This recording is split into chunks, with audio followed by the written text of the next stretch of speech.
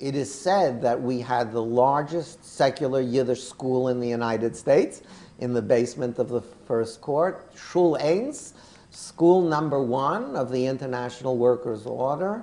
And I went to the successor of that school because, of course, the United States government liquidated the IWO as a communist front organization in the early 1950s, and the school movement went through a metamorphosis to survive, and I went through that school system.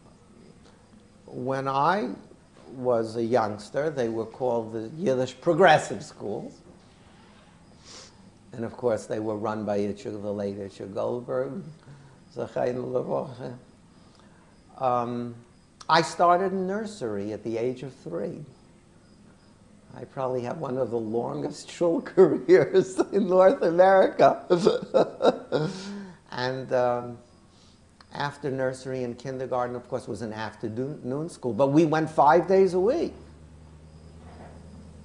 And I went through elementary school, and then I went to middle shul. And in the second year, the Bronx Middle Shul was quite large, but the numbers were declining in my time. So it amalgamated with the Manhattan and Brooklyn schools in my second year. And we would study at Friday night in the Coops in the Bronx, and all day Saturday in Manhattan, travel downtown by subway for 4 years. And then I did the kind of college level courses called Hechere Kursen.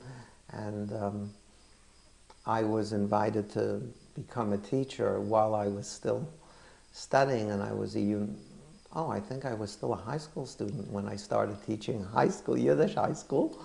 And I taught for 9 years until I accepted an appointment at McGill and settled in Montreal.